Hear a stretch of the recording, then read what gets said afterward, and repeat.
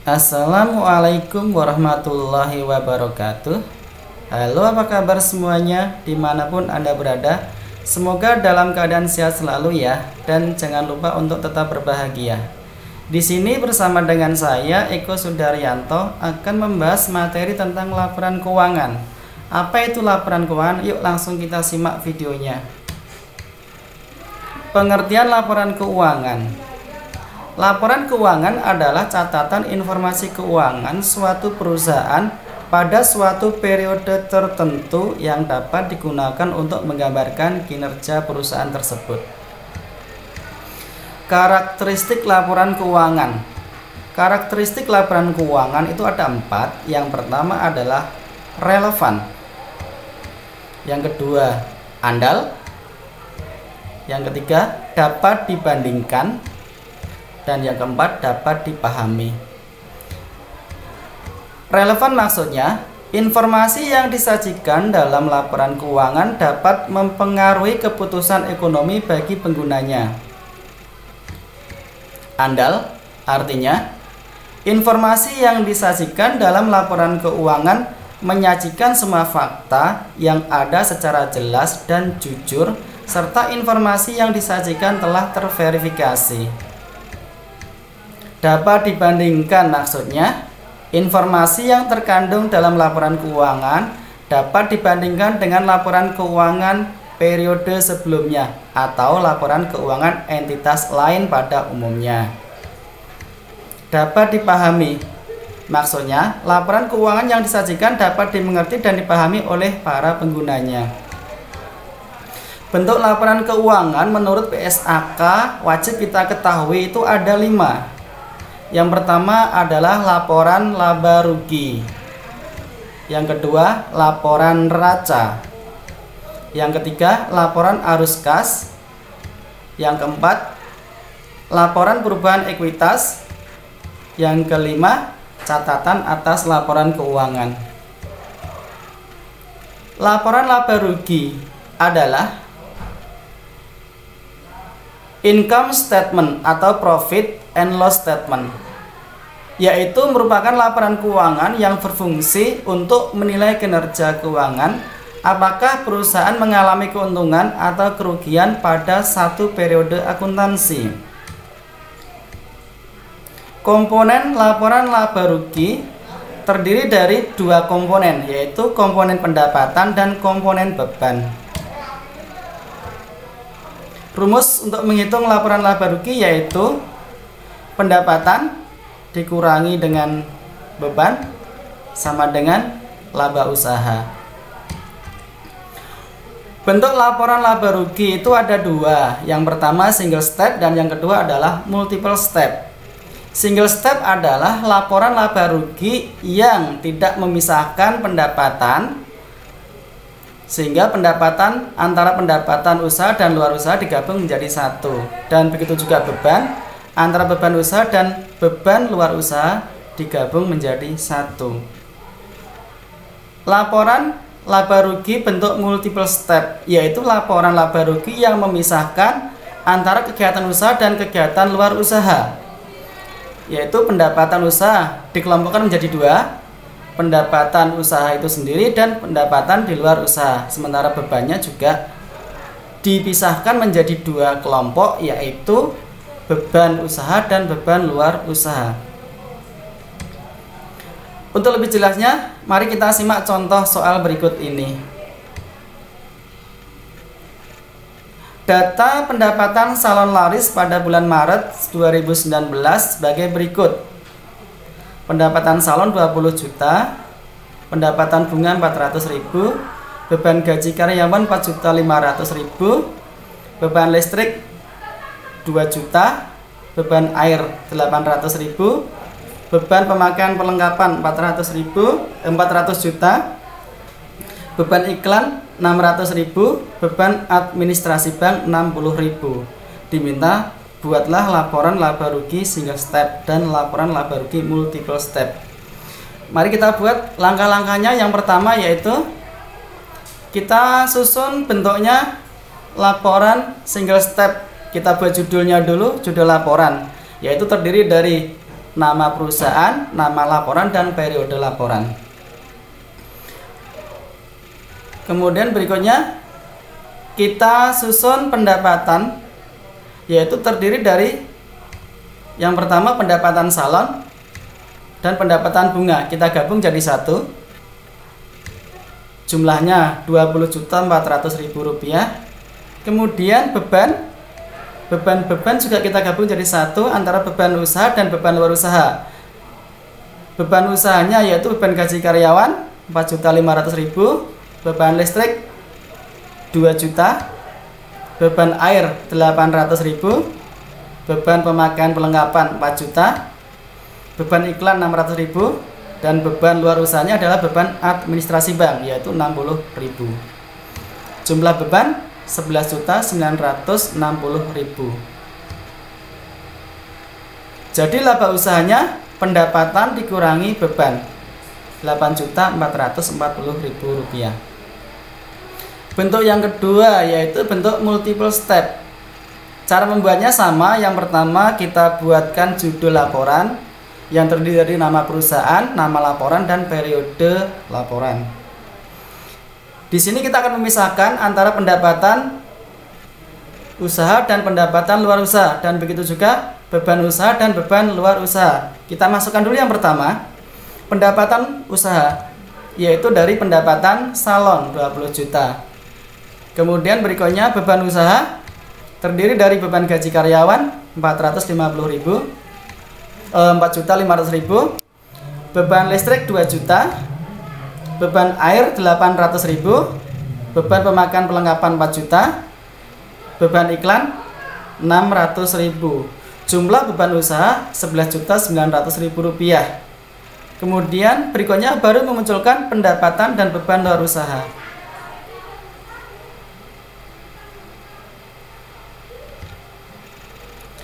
Pendapatan dan beban luar usaha yaitu terdiri dari pendapatan bunga 400.000, beban administrasi bank 60.000. Jumlah pendapatan dan beban luar usaha 340.000. Laba usahanya sebesar Rp8.440.000. Laporan yang kedua yaitu laporan perubahan ekuitas.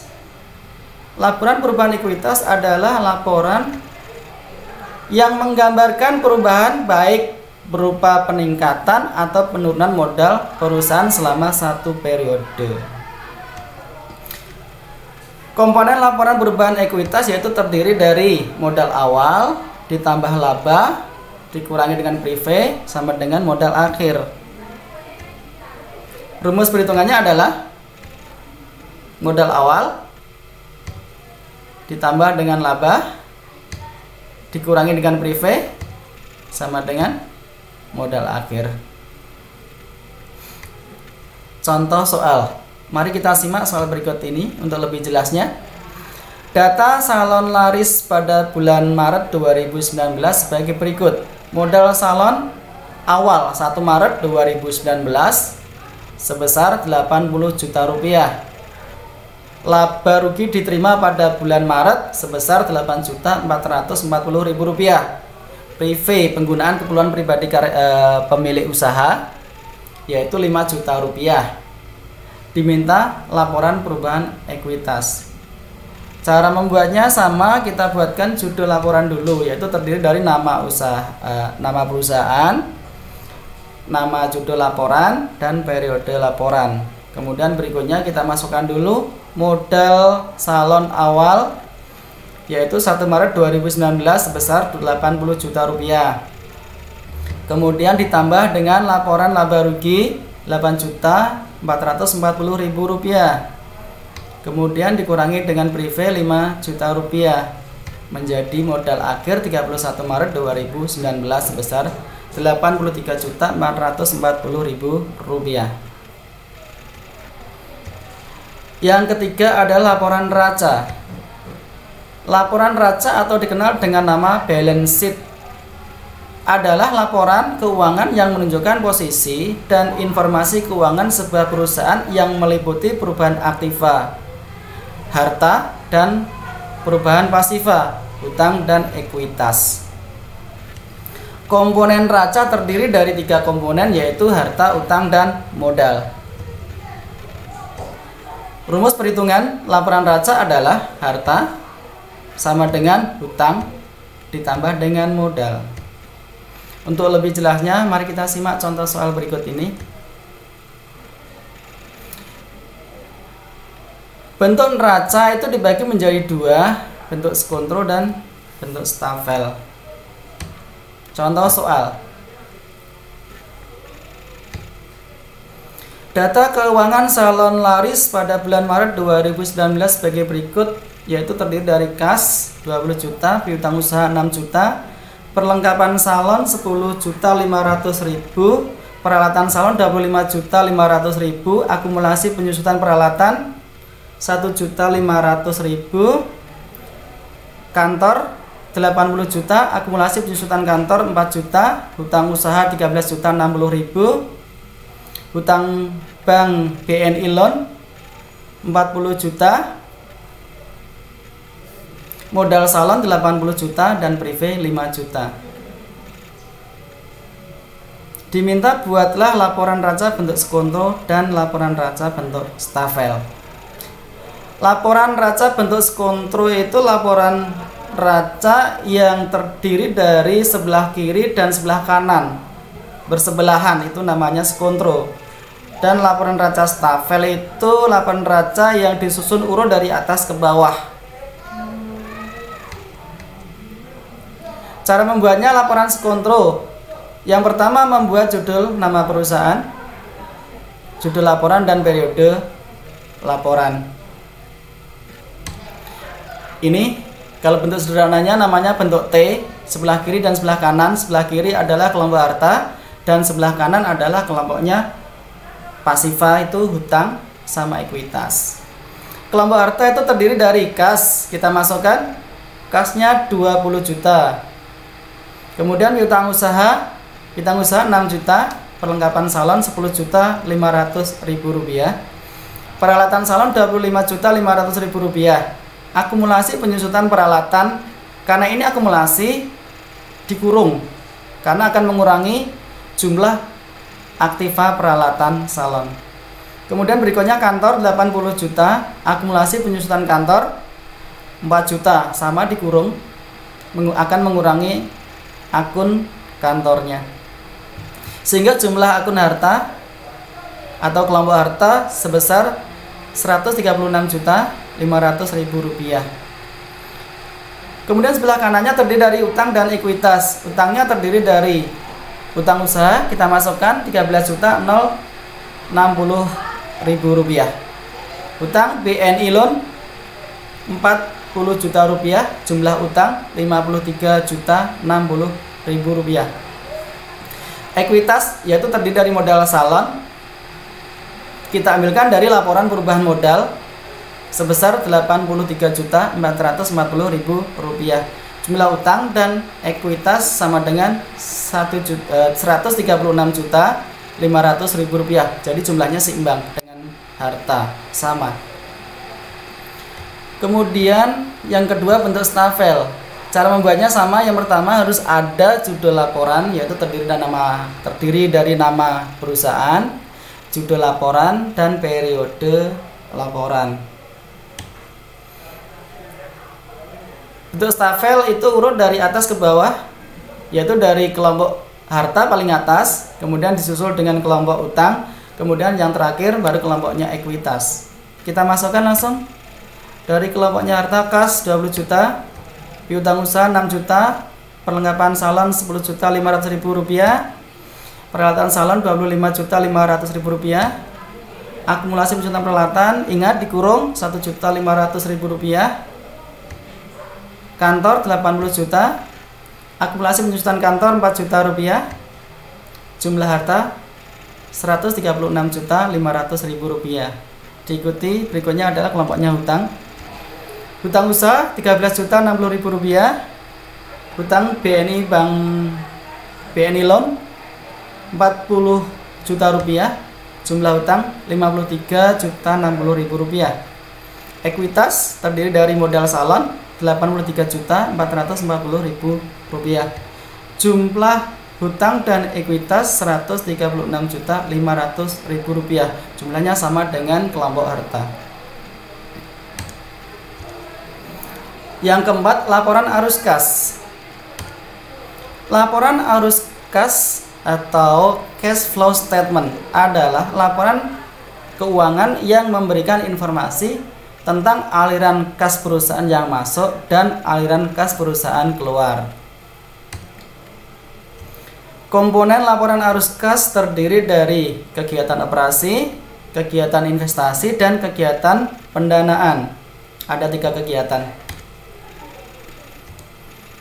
Rumus perhitungan laporan arus kas terdiri dari operasi, ditambah dengan investasi, ditambah dengan kegiatan pendanaan, sama dengan saldo kas akhir.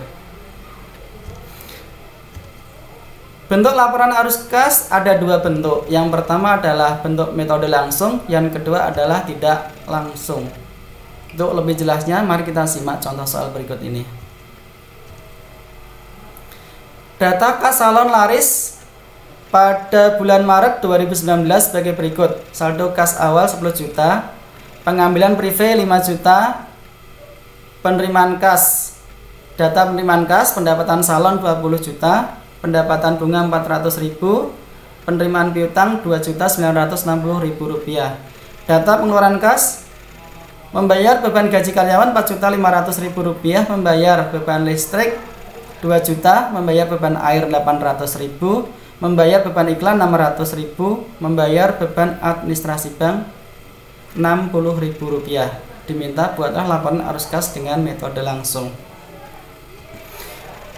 Caranya langkah pertama yaitu kita akan membuat judul laporan yang terdiri dari nama perusahaan, nama judul laporan, dan periode laporan. Langkah pertama kita susun yaitu dari membuat arus kas dari kegiatan operasi. Kegiatan operasi di sini karena metode langsung, kita langsung masukkan data dari kas masuk dan kas keluar.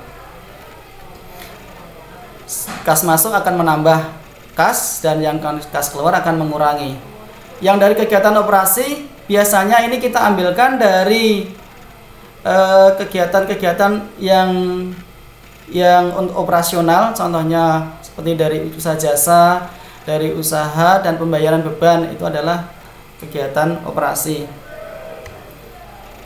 Penerimaan kas dari pelanggan Rp20 juta. Yang kedua, penerimaan kas dari piutang Rp2.960.000. Dan yang ketiga dari pendapatan bunga yaitu Rp400.000. Ini akan menambah arus kas dari operasi. Kemudian berikutnya yang mengurangi, beban gaji karyawan Rp4.500.000, beban listrik 2 juta, beban air Rp800.000, beban iklan Rp600.000, beban bunga Rp60.000. Jumlah beban di total Rp7.960.000. Dijumlahkan dari penambahan dan pengurangan menjadi jumlah kas dari kegiatan operasi, yaitu sebesar Rp15 juta. Kemudian yang kedua, arus kas dari investasi. Arus kas investasi ini datanya diambilkan dari aset tetap, yaitu harta yang tidak bergerak atau harta tetap. Dari transaksi ini tidak ada, sehingga jumlahnya kita tulis 0, kosong. Kemudian yang ketiga, arus kas dari pendanaan. Pendanaan ini diambilkan dari kelompoknya sumber dana. Dari mana mendapatkan modal, dari mana mendapatkan uang. Contohnya di sini sumber dari pendanaan itu contohnya pemilik menyetorkan modal atau perusahaan meminjam bank jangka panjang. Itu yang dimasukkan dengan sumber kas dari pendanaan. Kita masukkan ini sumber pendanaannya, ada pengurangan yaitu dari pengambilan prive, karena diambil untuk keperluan pribadi itu masuk dimasukkan dalam kelompok pendanaan karena ini mengurangi jumlah dana modal pemilik perusahaan. Kemudian dijumlahkan dari kegiatan arus kas operasi, investasi, dan pendanaan.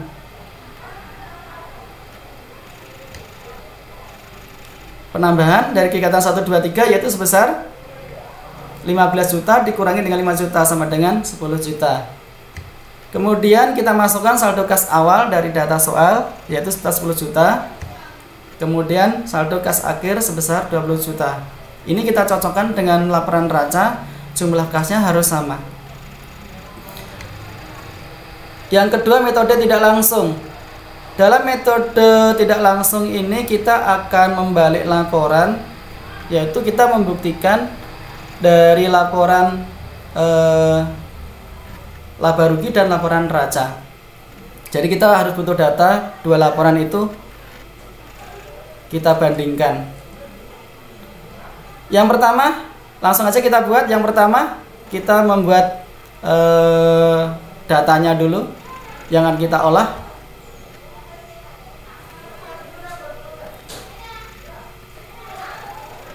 Kita membutuhkan neraca pembanding antara periode yang lalu dengan periode yang terjadi sekarang. Kemudian setelah dibandingkan, kita kasih catatan di sebelah kanannya apakah akan terjadi penaikan atau penurunan. Ini akan menjadi data dalam penyusunan laporan arus kas. Contohnya kas awal yang lalu 10 juta, yang sekarang 20 juta. Berarti ada kenaikan, jumlah kas bertambah 10 juta rupiah. Kemudian piutang usaha 8 juta yang lalu, yang sekarang 6 juta. Berarti piutang penurunan sebesar 2 juta. Berikutnya pelengkapan salon, yang lama 6 juta, yang baru 10.500.000. Berarti di sini ada peningkatan jumlah perlengkapan. Kemudian peralatan salon, karena tidak ada transaksi pembelian dan penjualan sehingga di sini 0, jumlahnya sama. Kemudian dari transaksi penyusutan yang kita hitung akumulasi, yang awal Rp1.250.000, yang terbaru 31 Maret 2019 1.500.000. Berarti ada peningkatan Rp250.000. Kantor 80 juta, lama yang baru juga 80 juta, 0, tidak ada peningkatan atau penurunan. Akumulasi penyusutan kantor, periode yang lalu Rp3.500.000, periode sekarang Rp4 juta, ada peningkatan Rp500.000. Hutang usaha yang lalu Rp4.750.000, sekarang Rp13.060.000, ada peningkatan hutang sebesar Rp8.310.000. BNI Bank Loan yang lalu 40 juta, sekarang 40 juta, tidak ada transaksi. Kemudian modal salon yang lalu 80 juta, yang sekarang menjadi Rp83.440.000. Berarti ada peningkatan Rp3.440.000. Prive yang lalu 0, yang sekarang 31 Maret 2019 Rp5 juta, ada peningkatan prive sebesar Rp5 juta. Dari data ini dan data laporan laba rugi akan kita olah ke dalam laporan arus kas metode tidak langsung. Yuk langsung kita lakukan prosesnya. Yang pertama adalah membuat judul laporan. Terdiri dari nama perusahaan, judul laporan, dan periode laporan. Yang pertama, kegiatan arus kas dari operasi. Kita masukkan yang pertama yaitu dari masukkan dulu data laporan laba rugi, keuntungan yang kita peroleh pada periode yang kita susun, yaitu sebesar Rp8.440.000. Kemudian akumulasi penyusutan, terjadi penyusutan yaitu ada peningkatan Rp750.000. Kemudian piutang usaha, piutang ada peningkatan ada penurunan, artinya kalau piutangnya menurun berarti ada penerimaan kas. Artinya begini, kalau piutang itu berkurang berarti perusahaan itu terima uang dari pelanggan, maka otomatis kasnya akan bertambah. Kemudian perlengkapan salon ada peningkatan. Artinya begini, kalau perlengkapan meningkat itu artinya berarti ada pembelian. Kalau ada pembelian berarti uang kita berkurang untuk membeli perlengkapan. Kemudian utang usaha meningkat. Ada peningkatan 8.310.000 rupiah. Kalau utang usaha meningkat berarti kita ada penambahan kas. Ingat, kalau kita pinjam uang atau utang berarti kita terima uang. Artinya kalau utang meningkat berarti uang kita ikut meningkat. Kemudian kita jumlahkan dari jumlah kas kegiatan operasi. Jumlahnya sebesar 15 juta rupiah. Kemudian yang kedua, arus kas dari investasi. Investasi tadi dari aktiva tetap ada transaksi pembelian atau penjualan, kalau tidak ada berarti 0. Kemudian yang ketiga, arus kas dari pendanaan, yaitu dari sumber pendanaan atau sumber kekayaan yang terdiri dari utang jangka panjang dan setoran modal pemilik. Di situ ada penarian dari modal untuk keperluan pribadi dengan istilah pengambilan free 5 juta. Berarti modal diambil, kas berarti akan berkurang. Langsung kita jumlahkan kegiatan 1, 2, 3. 15 juta dikurangi 5 juta sama dengan 10 juta. Saldo kas awal kita masukkan dari kas pada periode 31 Desember 2018 sebesar 10 juta.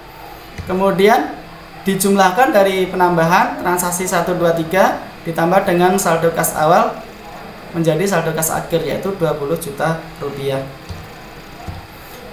Yang terakhir, yang kelima, yaitu catatan atas laporan keuangan. Catatan laporan keuangan adalah laporan untuk memberikan penjelasan yang rinci tentang hal-hal yang ada pada jenis laporan keuangan lainnya, sehingga letak catatan atas laporan keuangan ada di belakang sendiri. Laporan ini akan memudahkan penggunanya dalam memahami laporan keuangan lainnya. Demikian materi tentang laporan keuangan, semoga bermanfaat dan saya akhiri. Sekian dan terima kasih. Wassalamualaikum warahmatullahi wabarakatuh.